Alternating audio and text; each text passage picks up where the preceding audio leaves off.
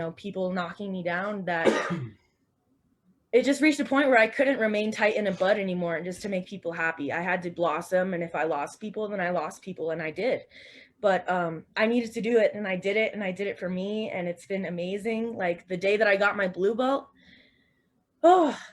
there's very low peaks and there's very high mountaintops, and it's very symbolic for life. There's no in between. It's like I'll either go to the gym and I'll have an amazing time, or I'll go to the gym and I'll be like, man, well, now I know what I'm doing when I get home and what I'm gonna drill. And I like to write everything down too. And it's just crazy because it's like you'll learn a submission, right? And you will be like just going through the motions, learning it, and you won't use it for like a year. And then out of nowhere, you get an opportunity and you're like, oh my God. And it just clicks and your body just does it because it's like you put in the work, you put in the time, you put in the training, you put in the mats, and you're teaching yourself how to do it. And your muscles are responding to the same movements over and over again. I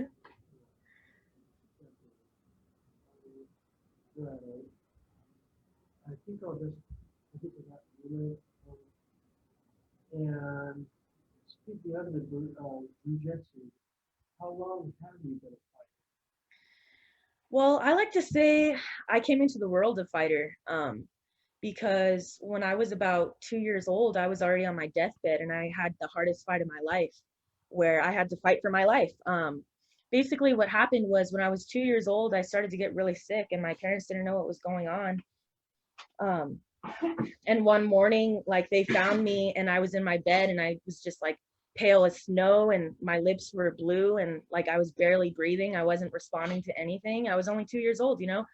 They took me to the hospital. They ran their tests and everything. They were like, her temperature's at 107 degrees. Like, she's not going to make it. She's not going to live past the night. And so my whole family came together and they were always full of faith. And they pretty much were like, we appreciate your scientific input, but we're going to choose to believe that you're wrong. And we're going to choose to believe that she's going to be okay.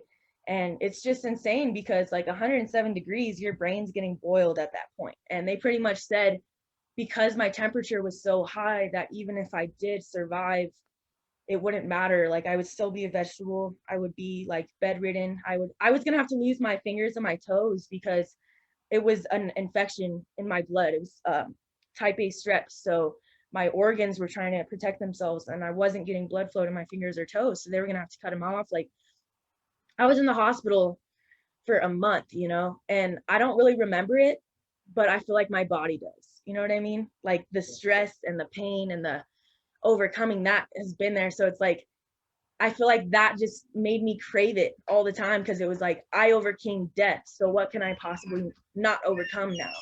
Like I'm just bountiful and I'm able to do whatever I put my mind to. And I just felt like that really changed me as a person because I was the only child that survived that whole month. And when the doctor went up to my family, they were just like, I don't know, like why none of the tests that we did worked. I got over 37 blood transfusions and none of them did anything. But it's just crazy because it's like, it makes you wonder, like, how does that affect your personality and how does that affect your life and who you are? Like, so that's what I like to say is I came into this world a fighter, and after the hardest fight of my life, I just wanted more and was seeking more. And it was like I needed to keep doing that because it made me stronger and it made me realize who I was. And then I have fighting in my blood. My uncle's a world-class boxing coach in Austin. So unfortunately, because he wasn't here, I didn't get like extensive training and like I'm not a professional boxer, but every time he would come over, we would drill and it was like, okay, this feels right for some reason. Like I'm not a fighter. I'm a really, really nice person. And like I was terrified of fighting for the longest time, but it just felt right for me. And then it just was like almost like jujitsu kept calling to me and calling to me. And I was just like, what even is that? Like, why do I keep seeing these like signs about jujitsu and about fighting and about this and that? It was like, a part of me already knew that it was bound to happen. It was just bound to be. And I remember when I was 18 years old, I was visiting Texas and my uncle was like, hey, like you should come to jujitsu. Like you could try it out. So I went to his gym and I tried on the gi, and it was a blast. Like I had such a fun time. And then I kind of stopped. And then when I was 19 again, I went back here in Albuquerque, my hometown, and 10th Planet Albuquerque had just opened. So I was one of the first people there. And it was so amazing because it was like I was getting private lessons pretty much from these amazing people, not only as martial artists, but genuine people that are good and like actually care for you. And that was just so different for me. Like I hadn't experienced that. So it really gave me a lot of hope, and it made me realize I was born a fighter. I was born to do this. I was built to do this. And like, yeah, once I started training, it was just like I absolutely fell in love with it because it's so infinite, and it's so like you can never, even if you're a black belt, like no black belt is going to sit here and be like, there's nothing else I can learn, because anybody can create their own submission too. If I showed Eddie Bravo a submission and I was like, hey, I found out you could do this, this, and this, and he likes it, he could be like, oh wow, I really like that. Can you break that down for me?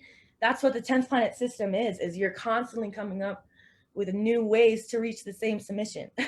And then you're adding it to the book, you know?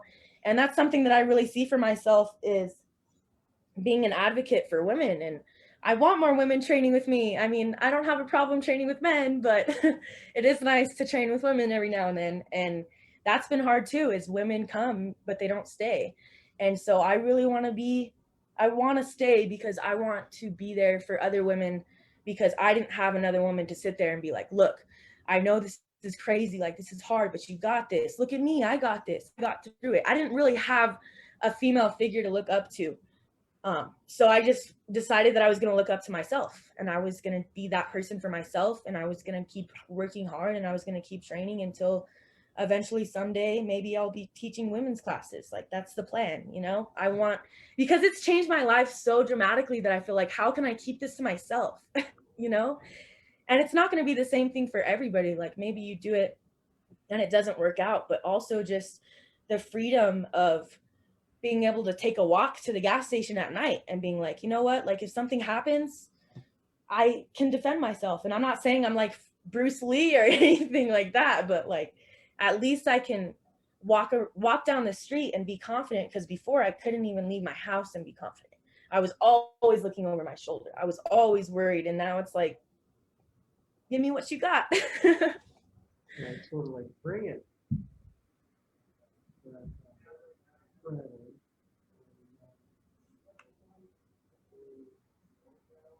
Just out of curiosity, I'm not sure, I don't know, but where on the scale is the blue belt?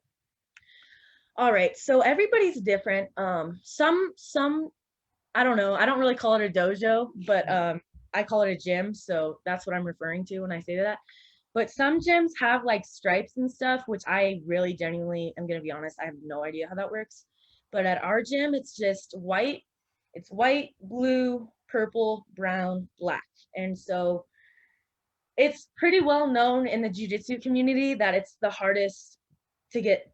Purple is the hardest one to get because it's like you reach that milestone, you're not a white belt anymore, you don't know nothing anymore. But now you're going up against these purple belts that have been rolling with brown belts and have been rolling longer than you, like maybe even have like 2 4 years on you when it comes to training at that time. So it's like you have to reach that point. And like if you follow any jujitsu meme pages or pages like that, you'll see that there's memes about blue belts always quitting and just never coming back, and it's true.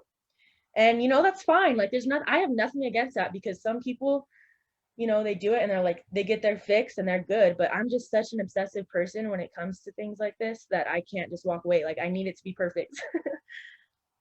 Yeah, right.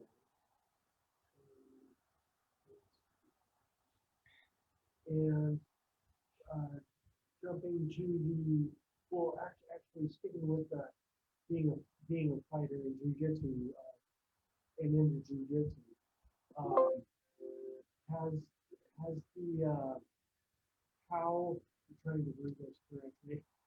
Um, I should have written it out, didn't know what I was. But like how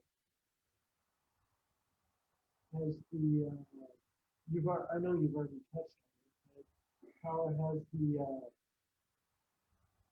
discipline of jujitsu rolled into your rolled into the rest of your Wow, well, that's a great question.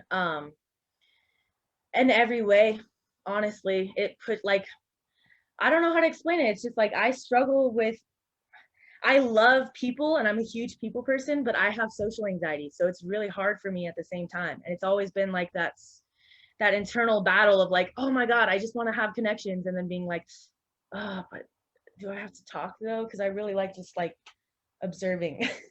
So it's making me put myself out there. It's making me be honest with myself and be real with myself and just be the best person that I can be. And it makes me strong. It makes me mentally prepared. Like I really don't think I would have made it through the things in my life had I not done that, because it's like that was the only thing getting me out of bed for the longest time. So it was like jujitsu saves me, you know, like, and now I feel like I owe it to myself and I owe it to everybody around me to just be the best person that I can, because I'm talented and I'm gifted and I'm good at this. And it's like talent isn't enough though.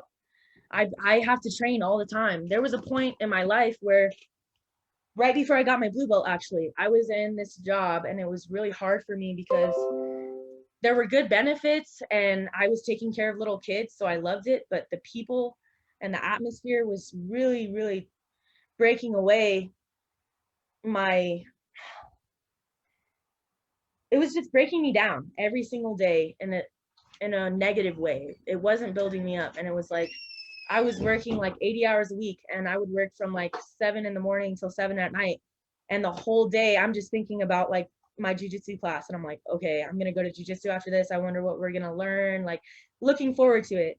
And I would I would probably work like 14 to 16 hours because I would be like, I'm only going to go to the one class. I'll only go from like 7 to 8 because I've been up since like 5 or 6 this morning. Like, we're good. And then I go and I like, I can't leave. Like, I just can't.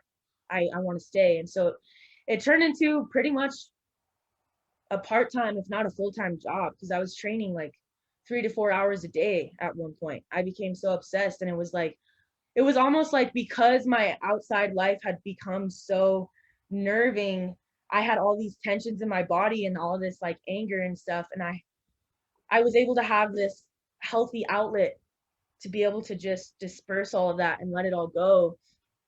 And also just get more skills in something, you know? And it's so insane to see like your black belt coach do a submission and you're like, there's no way in hell I'm going to be able to do that. Like, what did you even do? What even happened? And then he's like, okay, let's take it step by step. Let me show you, let me break it down. And you're like, oh, okay, all right. And then you try it. And again, it's like, it really teaches you to conquer your ego. And I feel like once you conquer your ego, you can do so much because your ego is the one that holds you back and convinces you that you're no good. But like, I was super surprised by how much my social media grew after I started training. I really grew a lot during those years. And it was like I didn't do anything. All I did was post about my life and post about my journey. And I think it's important to document that because I don't know, I feel like there's probably got to be a sense of longing for those days back, because sometimes I wish I was a white belt again, because it's like everything's so new and amazing and you've never seen it before. And it's just like, whoa, you know, it's like being a little kid and seeing a rainbow for the first time. You're just like, wow, that's awesome, you know? And it's just like, how do I see this all the time? I need to do this all the time. And so it was really, for me, it was just like realizing there's so much beauty in pain, honestly. And when I put myself in pain, it's like, well, I put myself through this and I got through this and it was hard and I thought I was going to choke, or maybe I did choke. Maybe I did choke and I almost fell asleep and I had to tap out. But it's like, I'm still here though. I'm still here and I'm still getting better. And it makes me better. Like I remember the first like 4 months, I would get rear naked choked so easily. Like it was bad. Like anybody could choke me. And when I went to Austin not that long ago, like I want to say like last year, yeah, it's been like a little over a year. My uncle was like, hey, I have this really cool friend. He's a third degree black belt. Like just roll with him. And I remember rolling with him and he was on my back for like 8 minutes. And at the time, I'm like, oh my gosh, I'm barely even doing this. I'm